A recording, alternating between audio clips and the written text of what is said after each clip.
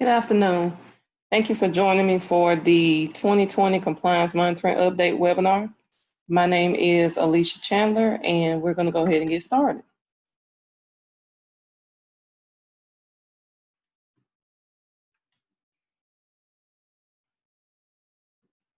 Let me first start off by placing a face with a name. Again, my name is Alicia Chandler. I am the Assistant Vice President of Program Compliance for the Mississippi Home Corporation. To the right is Mr. Collier. He is the Senior Vice President of Program Compliance.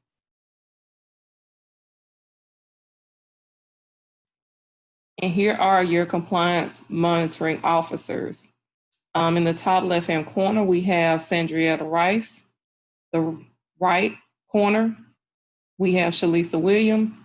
Bottom left corner, Victoria Mayberry. Bottom right corner, Burkima Harris. These will be your compliance officers for 2020. Again, if you are in need of assistance as it relates to your development, I do ask that you do reach out to your compliance officer first before me. I am always available to assist, but again, your compliance officers will have more pertinent information as it relates to your development. So it will be a huge help if you will reach out to them first with your questions, comments, or concerns. If they are not available, you are more than welcome to contact me.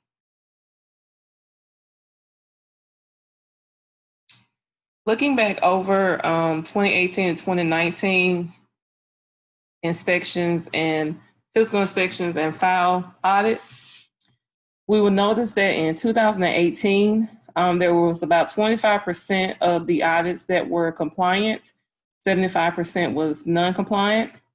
In 2019, the compliant development percentage went down to 12%, and the non-compliant development tenant file audits increased to 80%. In 2018, there was 23% that were compliant and 77% that was non-compliant for the physical inspection.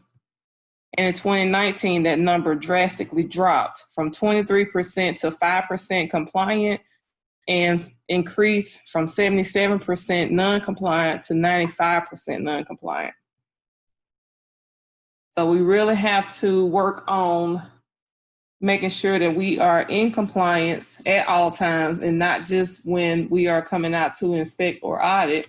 And if you have any questions prior to your inspections or audits, even if this is not the year that you are doing inspection, always reach out to us for assistance. We are more than happy to assist you and provide any guidance that we are able to at that moment.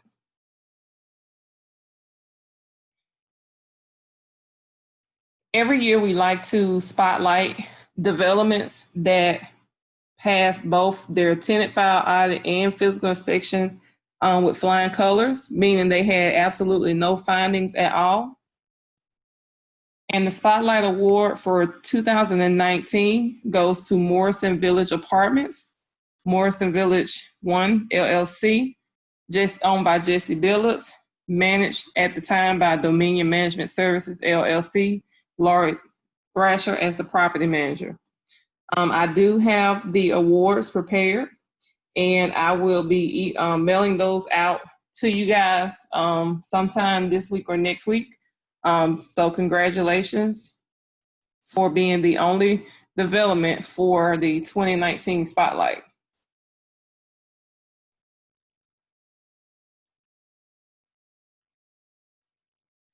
Now, let's get into the 2020 compliance monitoring updates.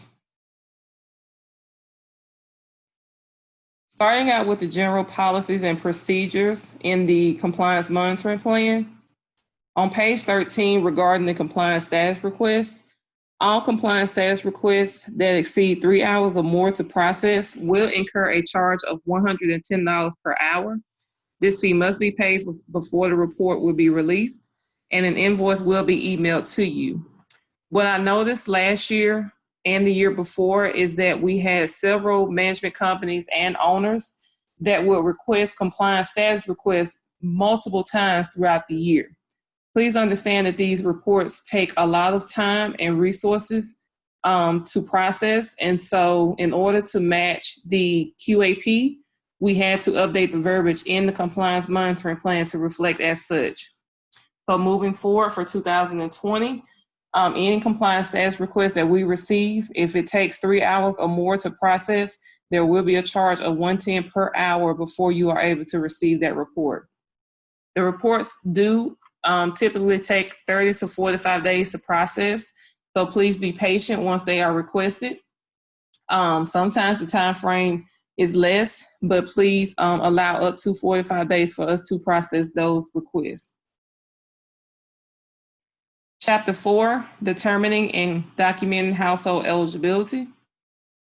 On page 55, regarding the marital status affidavit, the marital status is required on all files at the initial certification and only required annually for 30 and 50% units. So for the 60% units, it is only required at initial certification. It is not required at recertification. For your 30% and 50% deeper targeted units, it is required every year. Chapter 7, compliance reporting and administrative responsibilities. On page 123, regarding desk audit procedures, developments that have 25 units or less, we will do an on-site audit for the first initial tenant file audit, and every subsequent audit will be performed via a desk audit. This does apply to both the extended use period and those developments that are still within the first 15-year compliance period. Compliance briefing and trainings. We removed the requirement for owners and managing partners regarding the 3-year compliance training requirement. It is still required for on-site staff, but it is no longer required for owners and managing partners. The compliance monitoring cost on page 128 also has been updated to reflect the correct percentage, which is 0.75%.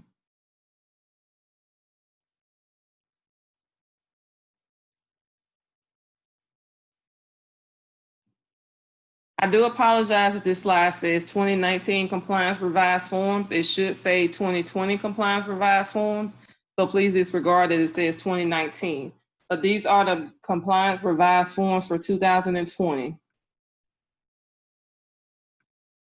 I do want to encourage everyone to visit our website at www.mshomecorp.com and sign up to receive our department news. If there are any other departments that you show interest of receiving news or updates from, you're more than welcome to select those also before subscribing. But for compliance, check the box for property managers. I do encourage that everyone signs up to receive department news. So if you visit our website, www.mshomecorp.com, scroll to the bottom on the right-hand corner, you will see this box. Enter your email address, check the box by the interest as far as the departments that you would like to receive news from, and hit subscribe. Any program bulletins, any updates, any notifications that are sent out, you will receive those that come from the corporation. You would no longer have to worry about it being passed down to you, not being in the know as far as what's going on, or any updates or anything of that nature. So please visit our website and sign up today.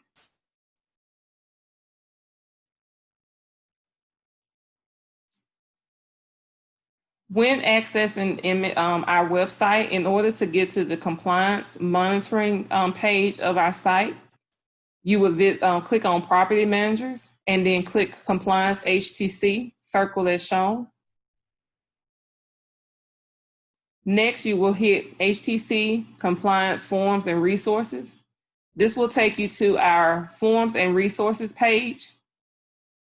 I've also highlighted our household eligibility summary sheet, as a lot of people did not know that this was an actual form. A lot of people thought it was just a heading, but this is an actual form. And this form has been updated for 2020 to help you determine if you are utilizing the most current form.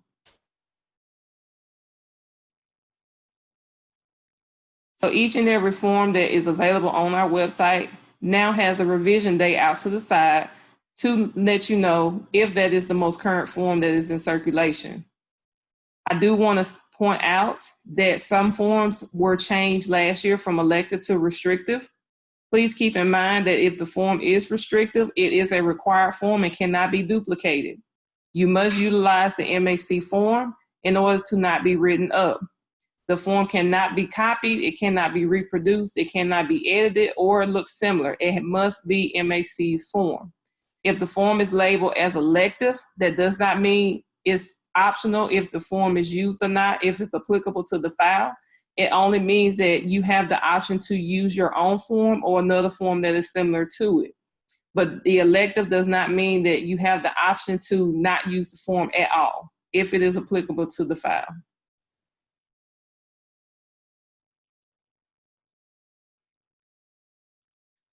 The student status certification has been updated.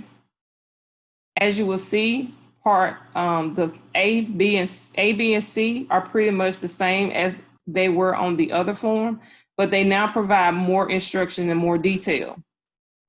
For A, it's for households that contain at least one occupant who is not a student and has not been or will not be a student for 5 or more months of the current or upcoming calendar year. Months need not be consecutive. If this item is checked, no further information is needed. Do not answer questions 1 through 5. Sign and date below. For B, it is for part-time students. It goes on to provide instruction that verification of part-time student status is required for at least one occupant.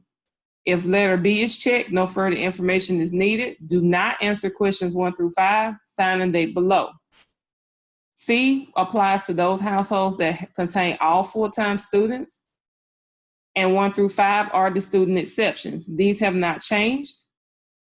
And so if they mark C, they are to answer questions 1 through 5. And if documentation is necessary, it must be provided.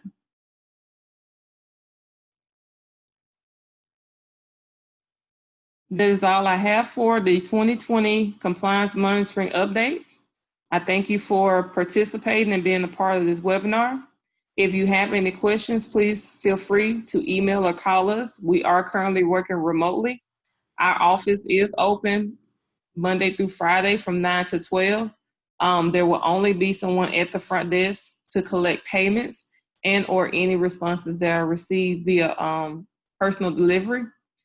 We do ask that any correspondence you have to please email it to compliance.htc@mshc.com.